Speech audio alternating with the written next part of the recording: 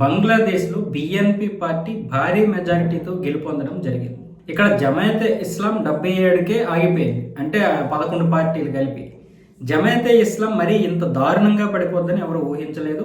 ముఖ్యంగా జమాయతే ఇస్లాం పార్టీ నాయకుడైనటువంటి సఫీకుర్ రెహమాన్ మాత్రం ఇలాంటి దారుణమైనటువంటి పరిస్థితి మా పార్టీకి రావడానికి ప్రధాన కారణం బిఎన్పి వెనుక భారత్ ఉంది. నరేంద్ర మోదీ బంగ్లాదేశ్లో కుట్రలు జరిపి బిఎన్పి పార్టీ నరేంద్ర మోదీతో కలవడం వల్ల ఈరోజు బిఎన్పి పార్టీ అంత భారీ మెజారిటీ వచ్చింది, అంత భారీ మెజారిటీతో గెలుపొందింది. కానీ లేకపోతే మేము ఇంత దారుణంగా ఓడిపోము అన్న విధంగా మాట్లాడుతున్నాడు.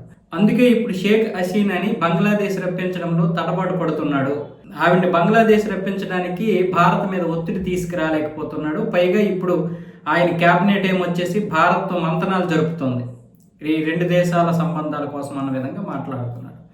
అయితే జమాయతే ఇస్లాం అనేది చాలా తీవ్రమైనటువంటి ఒక తీవ్రవాద సంస్థ. ఇది ఒక పార్టీ కాదు. బంగ్లాదేశ్లో ఇది ఒక ఉగ్రవాద సంస్థ అన్నట్లుగానే షేక్ హసీనా ఈ పార్టీని బ్యాన్ చేసింది.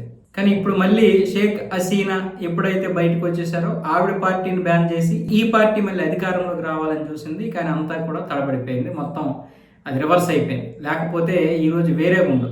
జమాయతే ఇస్లాం గెలిస్తే పాకిస్తాన్కి గెలిచినంత ఆనందంలో ఉండేది.